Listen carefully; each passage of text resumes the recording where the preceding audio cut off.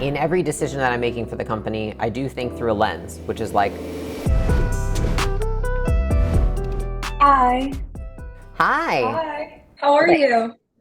Theodora, Yes. very pretty. Thank you. Yeah, a little context. I just started a creative public relations agency. So I'm just in the process now of hiring because I've been a freelancer for a few years. So I'm taking on way too many clients that I can take on like by myself. So I need to hire someone part-time. One of my questions is, are there any particular practices you implement to maintain a strong ethical and morally driven team? From a conceptual standpoint, people can say we have values and these are our ethics, these are our morals, whatever you want to call them, right? That we run by. But if we're not reinforcing them or rewarding people for acting in accordance with them, then they're basically meaningless. And where a lot of companies go wrong is that they have values, they have codes of ethics or moral compasses that they talk about. You can talk about it all you want, but if when somebody acts in accordance with that value, what do? What does their boss do? What do their peers do? Do people recognize them for abiding by those values? And then on the other side of that is what happens when somebody doesn't abide by those values? Are they made aware that they're not abiding by the values? Are there consequences to not abiding by the values? And there's a difference between consequences and threats, right? Like saying, hey, if we do not abide by these values and here is what it looks like and I've trained you all on it, just understand like that's one of the things that you do in order to maintain a job here. A threat would be if you don't abide by these values, you are not allowed to work here and I will take all your money and you're going to get a pay cut. And right, it's intentionally trying to make somebody feel bad to get them to act a different way versus a punishment or a consequence. I would say a consequence is just letting somebody know the facts. This is what happens if these things are not done, right? Which everyone knows, like obviously if you don't do your job, then say somebody doesn't do their job, right? Well, it's like people know pretty much that if they don't do their job that they're going to end up not having a job. But I think a lot of people have a lack of clarity with companies in terms of where does the company stand in terms of what happens if you don't abide by the values. And that's something that I talk a lot about, like in onboarding, in hiring. I have an entire interview that's about values, right? When somebody comes on and they're onboarding, we talk about values. On a weekly basis, we recognize people for values. On our quarterly reviews, we go over if somebody's adhering to values. I'm constantly reinforcing what I like seeing. And then if I see something that isn't in accordance with our values, I point it out to somebody. It's not like I'm going to threaten them. I'm not going to try and come down on them, but I'm going to say like, this happened and this is what you did. Do you think that's in accordance with our values, right? And I'm going to ask them. And 99.9% of the times they're going to say no. So the biggest piece of advice or best practice I would give you is that words mean nothing. Behavior is king. And so how we treat people or how we respond to people when they behave a certain way is how you develop a culture. So it's like if you're doing something and you're on a call and then somebody says something to you that clearly violates your values, how do you respond? Because it's like, say one of your values is, let's think, unimpeachable character. That's one of ours. Say somebody says something to me on a call that's disrespectful. Do I come back at them and violate the value as well and say something disrespectful back to them? Well, no, I'm not going to do that. Instead, Yeah. I'm going to pull them off the call and I'm going to have a private conversation and ask, gosh, what happened? Like I said this, you said this, that's not like you. What's going on? You know what I mean? But I think that most companies, what they do is they put a lot of work into deciding what the values are and they put zero work into actually upholding them and reinforcing them. So good. Thank you. Okay, good. Is that helpful? Yeah. Yeah. I can ask a million more questions, but I want to respect everyone's time too. But thank you so much. All right. Nice meeting you. Hey. Hi, Taylor. So diving into my question, when it comes to building a strong company culture and getting your employees to buy into a common mission, specifically more on the hybrid and remote setups, what are some unconventional strategies or lesser known practices that you have found to be effective in your experience? The disadvantage of remote is that there's less communication because we're not in the same workspace. That's all it is, right? And so in order to get people to really understand the mission, I think that there's a lot more intentional conversation that has to happen. I think that for normal companies, there's so much water cooler chat, and like there's so many times that, I'd be walking by somebody on my team and then I'm like, yeah, because here's the conversation I just had and here's what we're gonna do and blah, blah, blah. And like they get to hear my passion and what I'm excited about and all of those things. And they also get to see what the CEO or the founder is working on, right? They have more visibility into that. In a remote setting, you don't have that. And so one of the things that I've always tried to be the most intentional about is just continuing to repeat the mission over and over again. So two things that I do on a consistent basis, and then one thing that I did when we were much bigger in my last company. One, on a quarterly basis, I basically take what I have as our like vision presentation. I repackage it, I update it with maybe new findings and things, and I present it to the team. It's about 2 hours long. I allow them to ask questions. I give bathroom breaks, but I try to go as much in detail as I can. In between quarters, on a weekly basis, on our weekly meeting, I have a slide that's like top of mind CEO updates. And I'm sharing with them, where are we at with our progress towards those goals? What am I thinking? What am I focused on?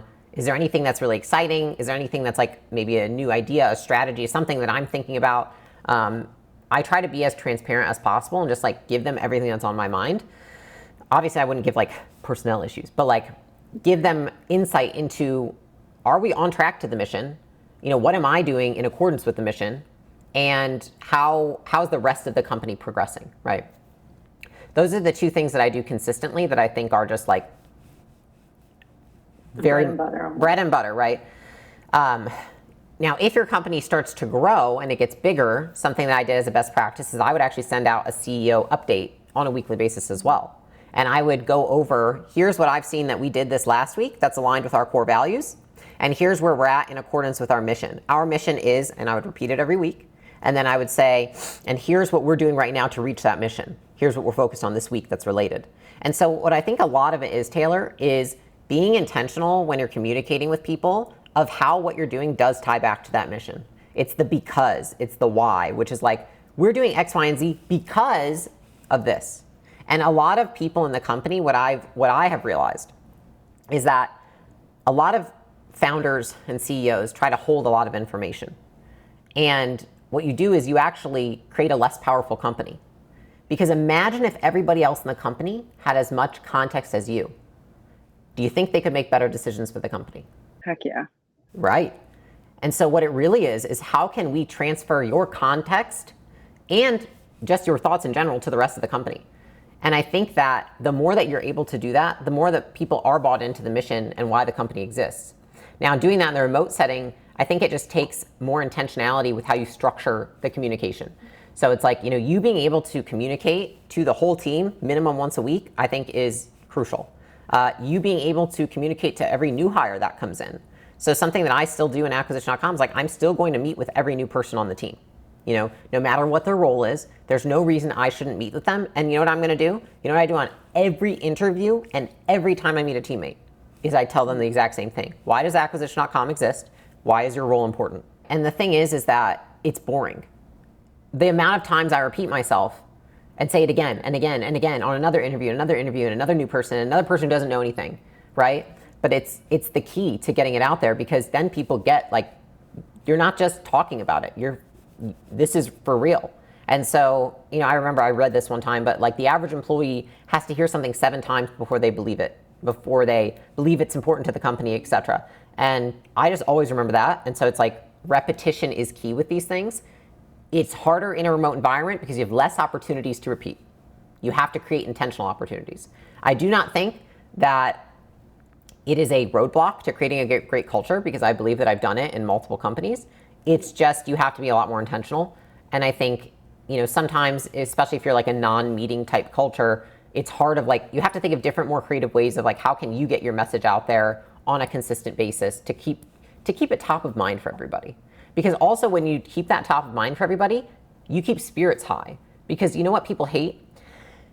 Taking an action. A lot of people's work, for example, in a company, they do something. They don't see the result of it for a while. especially people on like a leadership level, right? Or, I mean, you could say that we don't see results for a while, right? Like it's going to take me years to grow this company to where I need to grow it, right? So a lot of people have positions that are that way. You know, I would say positions that aren't that way are sales. They close a sale, they get money, right? So they have immediate reinforcement for that activity. A lot of people have no reinforcement for the activities that are going to lead to accomplishing the mission. And so what you have to do as a leader is figure out, how do I create intermittent reinforcement to get them there? So basically, how can I reinforce them in the short term to get us to that long-term goal? And it's reminding them, showing them the impact that they have on the organization, like for every single role, figuring out like, how do you impact the organization? Let me show you the importance of it. Let me show you what you affect numbers-wise on the P&L. Let me show you what you did and how a customer responded because you fixed this piece of our IT on the back end. And I think that a lot of reinforcing a mission for people is understanding, how does that mission impact them? Why should they give a fuck about your mission for your company? How does it tie to them? And if you can show how the mission for the company benefits the individual person, that creates someone who's really bought into the culture. I love that. I could so see that. Side note, I played collegiate softball and we were a championship team. And that is the one factor that I see consistently throughout high performing businesses and high performing sports teams and just high performers in general, is just over communication and radical transparency. And that's how you get stuff done. Do people Awesome. say Thank it's you the so soft stuff, but it's the stuff that works. 100%. Thank you. Have a beautiful day. You too. Bye, Taylor. Hi, Layla. Thanks so much for having me. What's up, Matt? How's it going? So currently we're building a platform to help individuals and families kickstart their immigration journey. It's called True Visa, and we've got the goal to help 10,000 people to obtain U.S. citizenship by the end of 2024. So my question is around company culture. When building a company, you always have to balance the needs of employees and the company and leadership. How do you think about balancing the needs of employees around the needs of companies, especially when thinking about profitability and productivity? I recently saw Riot Games. They gave their employees, like the entire company took 2 weeks off, which is awesome. But it's not really doable for many companies. And so just think about like salaries, office perks, PTO, all kinds of things like that. Wanted to hear your approach. There's two frames, I guess, that I use to think through this, which is one, in every decision that I'm making for the company, I do think through a lens, which is like, how can I make this a win for the company? How can I make this a win for the employees? And how can I make this a win for our partners, right? So I do try, and often I find that I can't come up with that on my own. I come up with the first bad idea, I bring it to my leadership team, and then I'm like, help me figure out how we could make this a win for everyone. There are situations where in the short term, it might not be a win for everybody. Mm-hmm. However, think about it like this, right? So gym launch, I'll give you the example. During COVID, I said to everybody on the team, I said, listen, things are really, really tight right now. Gyms are going out of business. We just lost 30% of our customer base because they literally cannot do business. And we are doing our best we can. But in the short term, to look out for the long term of the business, I need to say, hey, we are not doing any excess anything. We're not paying for a lot of, like, we used to do like big extravagant gifts and celebrations. I said, we're not going to do any of these things. We're also not going to do any raises at all and any promotions right now. We're freezing everything. It was a very hard decision for me at the time because I felt like, are they being punished because the business isn't doing well? But what I did know is that if I didn't make those hard decisions in the short term, there wouldn't even be a business for them in the long term, right? And so that's what I had to communicate to them is like, I'm doing this, conserving cash where I can, because I want you to have a job a year or two from now. I don't want the company to go under. I don't want something bad to happen. I don't know how long this COVID thing is going to last. I don't know how long our customers are going to be out of business. And I communicated that to them and I was transparent about it. I said, like, it sucks in the short term. It's what's best for us in the long term, for you guys as well. Because if that's what I really think about is that if you're creating a scenario where it's a win-win-win, what it might be is that it is a win-win-win in the long term. But sometimes in the short term, it doesn't feel that way. For example, for a startup, in the very beginning of lots of companies, it doesn't make sense to have benefits because you're so small. To administer the benefits alone is such a operational undertaking and a cost on the business that for the business at that point in time, it doesn't make sense. And so what I've done in the interim is I'm like, how can I make this a win-win-win? Is like, for certain people that came in different positions, like say full-time leadership, I'm like, okay, well, I'm going to give you a stipend, and I'm also going to refer you to a company that can do individual benefits that I know you can fit within the budget of the stipend I give you. Because then you're winning because you get your benefits. I'm winning because the business doesn't have to take on this operational or administrative nightmare, right? And then when we hit X amount of employees, we can get benefits for the entire company. And so I think it's trying to figure out the nuances around there. I also think that part of this, Matt, is setting expectations up front. You can't come into a startup and want all the benefits of a startup, which is more autonomy, usually more flexibility, more responsibility and experience that you would never get in a large corporation because they keep you in a box in your lane. But what's the downside of that? And that's what I like making people aware of. The downside of that is like harder to take time off. It just is. Let's be really honest. Like, it's harder for people in a startup to take time off. Usually you're not going to get paid as much as you would in a corporation or like a giant, huge funded company because there's not. Say it's bootstrapped and we have to reserve cash and be very diligent. Those are two of the downsides. It's like, I think that usually it takes more time and sometimes you make less money, but you gain all this experience, you gain all this knowledge you would have not otherwise, and you usually have a better working environment. You usually like your coworkers more, right? There's less, I would say bureaucracy. And so I think a big piece is how can you set those expectations up front for people?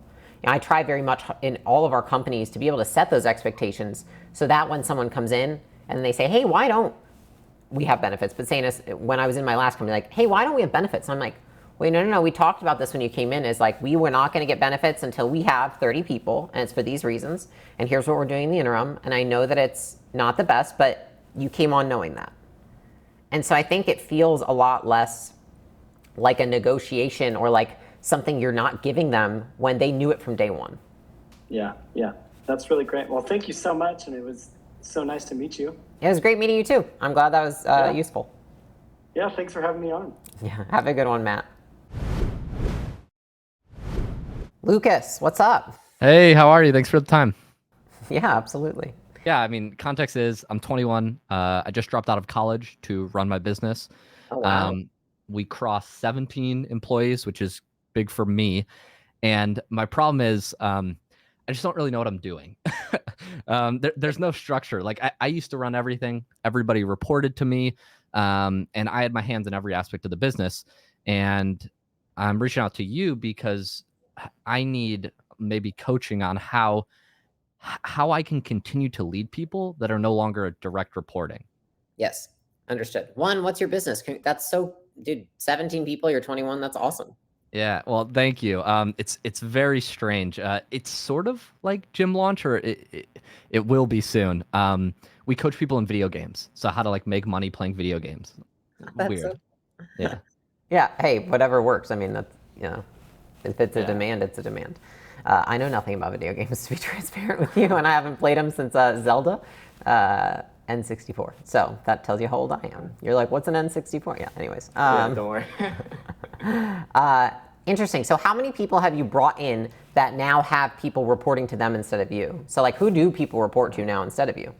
Yeah. So I have 4 sort of leaders, department leaders, a leader for sales, a leader for coaching, like customer success, ops, and then marketing. So yeah, 4. And what's the problem? Like, what provoked you asking me this question? What's occurring that what's happening that you don't want to happen, or what's not happening that you would like to happen? So for example, one problem I've been solving recently is like, we've got 17 people sort of across the company. We've got 12 or 13 on the front line, and they all DM me when they have an issue. And that's just, of course, not productive. But also I want the leaders in the company to be able to know what their responsibility is versus like what's mine. Like, I feel like we have 17 people, and like part of my job should maybe be like running quarterly meetings and like building culture or things like that. But I'm not sure. I just don't know. Yeah. So when you hire these leaders, did you give them like a proper job description with an explanation of how they communicate with their team? Probably not proper by your standards. No, like a Google Doc with very rough bullets.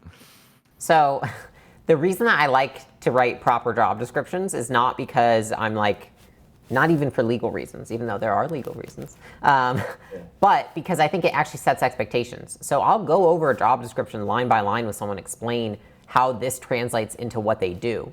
Part of what I put on a job description is what I call a communication cycle.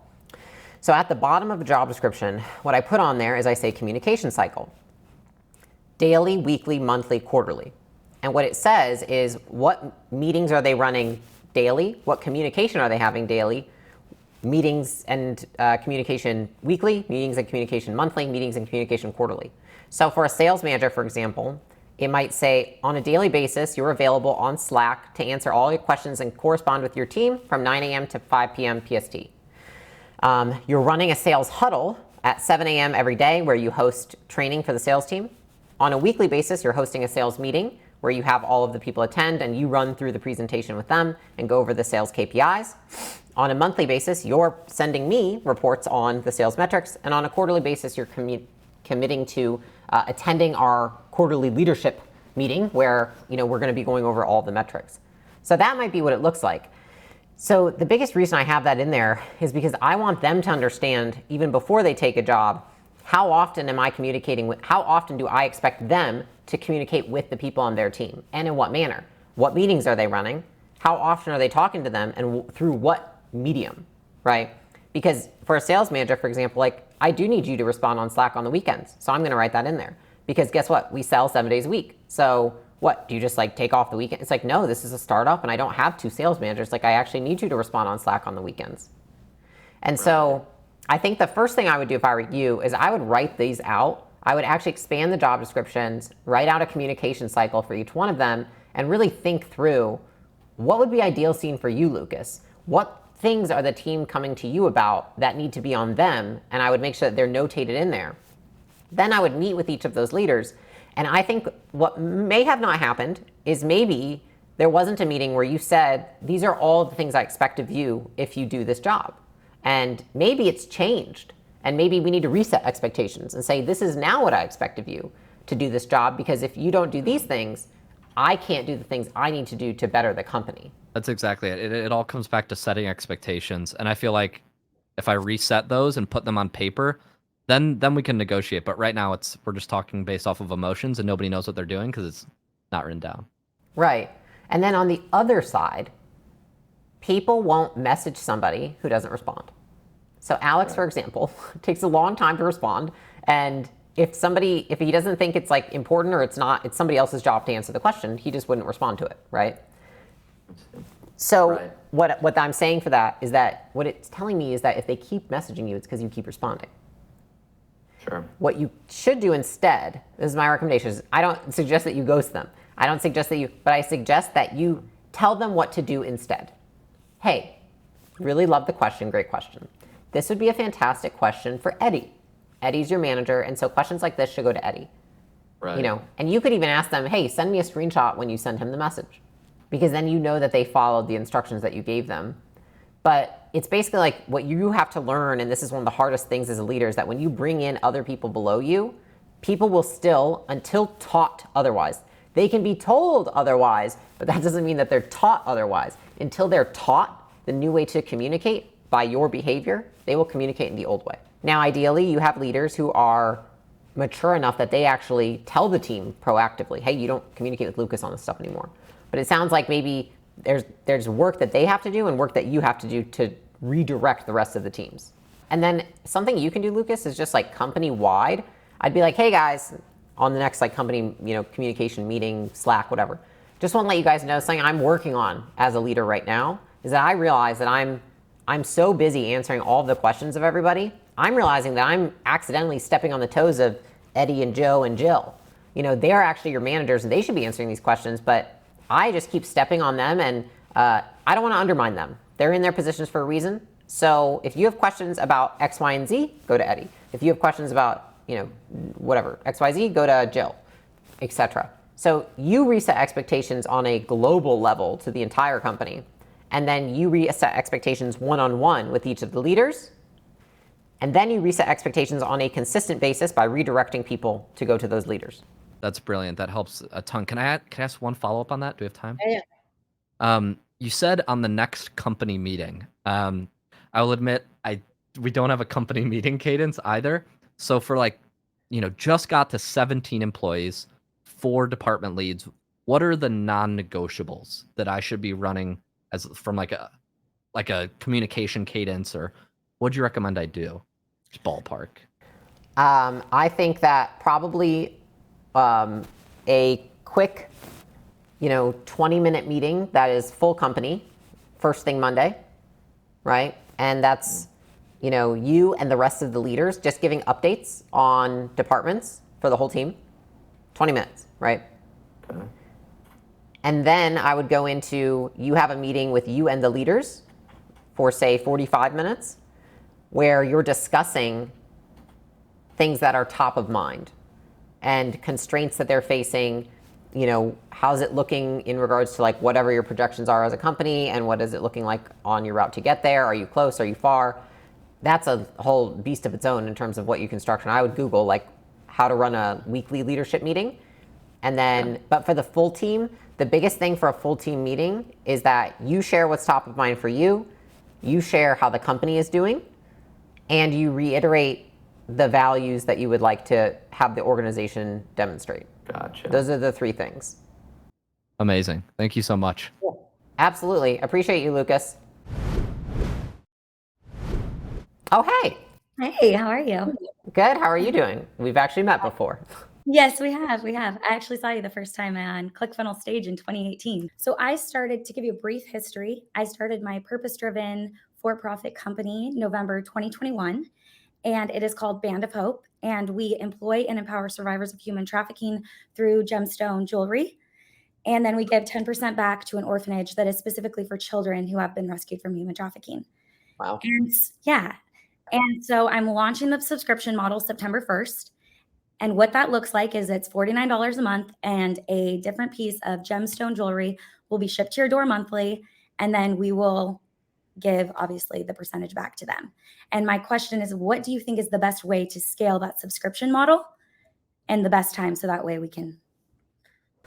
So how are you currently acquiring customers? I mean, right now it's been word of mouth, right? Because I'm just pushing back into this, and, people who know me and my network and whatnot. But I'm not sure. I haven't done any promotion for anything for the subscription model. That's why if you're starting at ground zero, what would you say would be the best way to scale it? So I've talked with a few companies that have successful subscription models, and what I have seen works best is 2 different things. And I think it's going to be partially based on like what you think you have the most access to right now. The first one is getting influencers. That basically, that's how you get your distribution, is through influencers. So I think that you're good at making connections. At least that's my impression I've gotten of you, and we've obviously also met. So getting people that you're basically using influencers to drive traffic to your direct to consumers, right? And so you don't go direct to consumer, you go through influencers, and then they are the ones who are pushing it to the consumers. I've seen that work really well with physical products, specifically jewelry and like women's skincare and like just lifestyle products. Okay. That's the first one.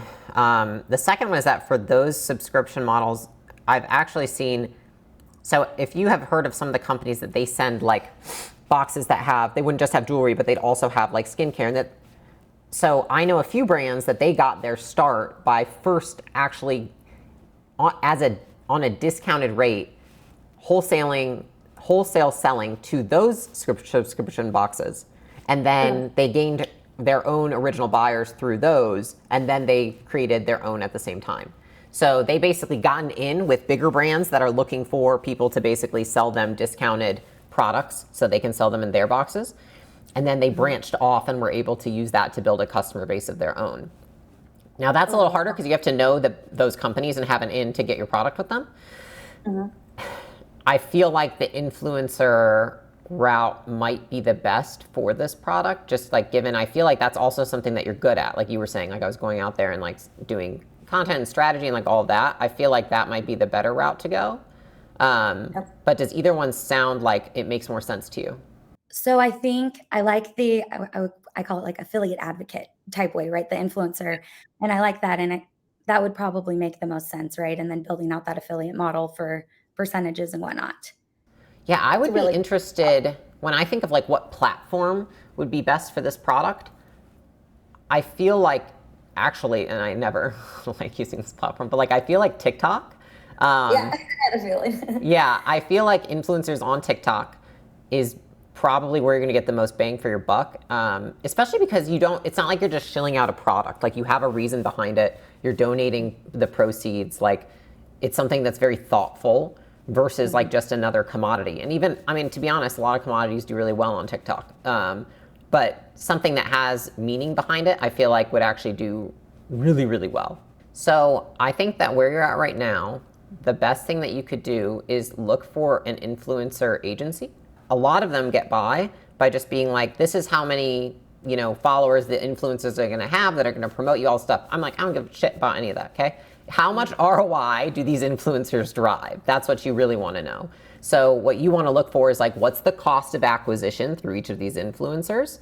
And what's the ROI on the spend that we're going to pay? Those are two stats that only the best agencies for influencers are going to actually be able to provide you, because a lot of them just promise you the world and, sure, they get it out there and you get impressions, but there's this huge discrepancy. This is for everyone here. There's a huge discrepancy between providing people with impressions and providing them with purchases.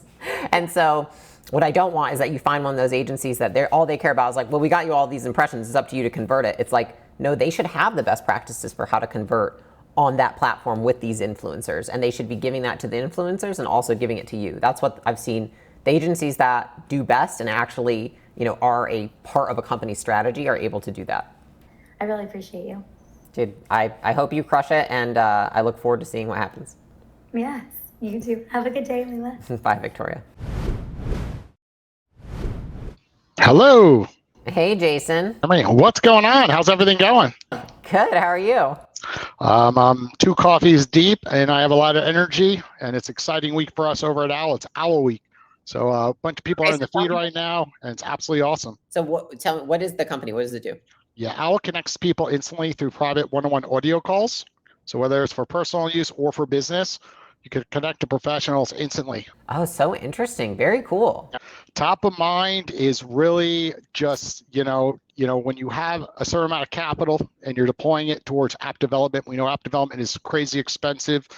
And we have all these brand ambassadors that come and partner with us. And eventually, they want to be rewarded, right? I do everything in my power to reward them with thank yous, reward them by giving them introductions through networking, through the guests that I've had on my podcast. And then, of course, sometimes bonuses and sometimes t-shirts, hoodies. But, over time, of course, I want to get back to them. It's so hard because when you don't have that extra capital, right, it's completely bootstrapped, Owl. It's like, how did you get in those early days kind of all these influencers and creators to want to partner with you in clever ways, I guess, would be the best way to ask it. Explain to me, for the brand ambassadors, are they driving people who want to pay for a phone call, or are they driving people who are the experts taking a phone call? So the brand ambassadors pretty much are inviting their audience in and telling them to use their referral code. And when they come in, that referral code is getting them extra revenue through that code and all their followers. So if someone's a brand ambassador, yeah. Okay, they're coming on as like, it's like I go on there and I tell people that follow me like, hey, you can come on, you can pay only $10 to get on the phone with me or whatever. Correct. And then all your followers, you're getting a percentage on top of the call cost because you're a brand ambassador, as an example. So it's paying you in perpetuity a percentage of all referrals that come in through your code. How can you incentivize them to price higher? Because it sounds like they're pricing very low. They are based on, of course, the audience they serve at the end of the day, right? Because a lot of times they'll just go live on our platform and they're just really, whoever's on the platform at any minute of that day have to go in and happen to call them. So it's a little different because a lot of the brand ambassadors don't have these large audiences. They might have 5,000 followers on LinkedIn. Do the people that are on the platform, say like myself, also have to be a brand ambassador, or could they be two different not at things? all. Because I Two almost feel different like they're things. two different subsets in a way. The normal person comes in, you're an expert, and you get 80% of the amount that is paid to you. So if you charge $100, you get $80, and the platform takes $20. And then only the brand ambassadors get a percentage in addition to that revenue. Got it. Yeah. So the way that I actually know someone who created a platform that it's not like this, but it's similar in that they have actually 3 different people that are users. They have one, the ambassadors who go and try and get big influencers on the platform, right? And then they have the big influencers that are using the platform, and then they have the people that are paying the big influencers. Correct. Exactly. I don't see a world in which a big influencer is also going to be the best brand ambassador. I do think that the best use of that is like, just being real, like I wouldn't push like a platform, especially unless I had like invested in it or something, right? So it's like I would use the platform, and I think if somebody referred me to get on it and were like pushing me and whatever, I see it like that. You have 3 people that you're really accommodating, which is like the person who you say, go out and find me the biggest influencers, and you're gonna get an override on all of the people that they talk to. So basically you create a system where they get an override on that. That can work because then those big influencers are charging enough money that you have enough to not just pay them, but also pay this brand ambassador. And then there's the people paying them on the other end. Gotcha. I see what you're saying. Yeah, so I would incentivize people. Go after the current brand ambassadors I already have, the 50 plus, and pretty much tell them, hey, our goal is to get folks that have over 1 million followers onto this platform, and incentivize them like crazy. Yeah. And I might create a minimum. So it's like based on how many followers they have, it's like maybe that you create a tiered system. Hey, this is the pricing that we see works best. And so I don't know if you can actually throttle that and say like, if you have X amount of followers, this is your pricing basically. So you pre-price for them, they don't price it themselves. But I've never done any sort of, whenever I've had ambassadors and affiliates, I have never allowed them to pick the price. So I've always set the price so that I know how much I can pay each party involved. And I think if they have flexibility to pay at such a low end that you don't have enough to even incentivize I don't think I would fix it. Like create a fixed pricing tier. And then create a floor for the influencers. This is the lowest that you can charge for a call. I've never not. So if you do allow flexibility in pricing, set a floor so that minimum I'm going to make 30 or 40% margin on all of these things. I would definitely do the floor, because when I had our software, we had a floor. We said you can charge anything above this amount, and people would be like, "Are you? I need that," and I don't care. I can't go below the floor. Absolutely. Cool. Thank you for the advice. I really appreciate it. Yeah, it sounds awesome. So good luck. Thank you very much. Take care, everybody. All right, guys, I appreciate you all tuning in. I hope that was useful, especially for those of you who are, trying to build a company, trying to build a company culture. Let me know what you think would be a cool theme for next time. I had some ideas, but I am open to it.